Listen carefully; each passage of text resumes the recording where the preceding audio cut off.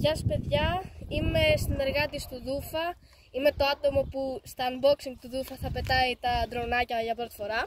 Λοιπόν, εδώ έχουμε το πρώτο ντρονάκι στο κανάλι του, το οποίο είναι το Toy Sky, το S175 αν δεν κάνω λάθος.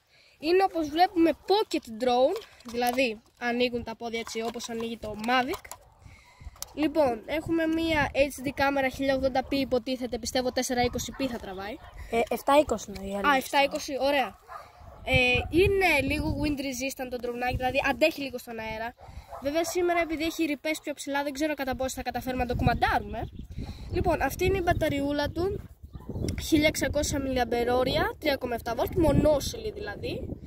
Λοιπόν, μπαίνει κατά αυτόν τον τρόπο μέσα στο drone, κλείνει. Λοιπόν, τώρα ανοίγουμε το drone, πατάμε παρατεταμένα και αφήνουμε μέχρι να κάνουν το blink τα φωτάκια.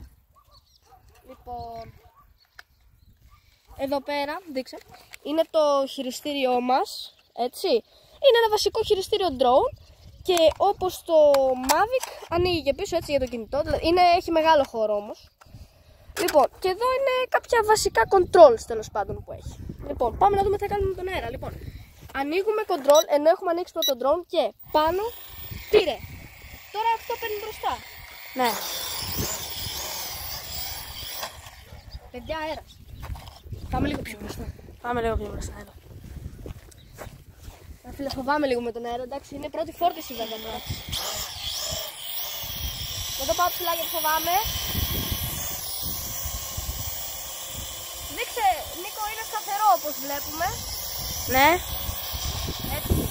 Δεν ξέρω αν ακούγεσαι πολύ καλά, αλλά θέλω να πιστεύω ότι ακούγεσαι. Είναι σταθερό το drone. Ναι. Προσγείωση. Έχει αρκετά σταθερή. Τέλεια. Αυτό. Λοιπόν, παιδιά, θα είναι γρήγορος ο χρόνος πτήσης τώρα γιατί δεν έχουμε φτιάξει ακόμα τα trim να πηγαίνει ίσια τον drone κτλ. Απλά θα πάρετε μια ιδέα για το πώς πετάει. Λοιπόν, πάνω το stick και παίρνει μπροστά και απογειώνω. Πάμε λίγο μπροστά. Το πιάνεις, Νίκο? Ναι. Να γυρίσουμε λίγο και στον άξονα γιο, ο οποίος είναι αυτός ο άξονας. Ναι.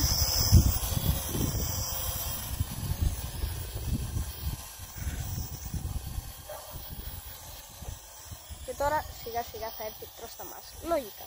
Ναι. Πάμε εμείς προς αυτό γιατί έχει λίγο αέρα όπως είπα πριν στο βίντεο. Ναι. Δεν ξέρω αν ακούγεσαι πολύ καλά. Τώρα προσγειώνω. Τώρα προσγειώνεις. Ωραία.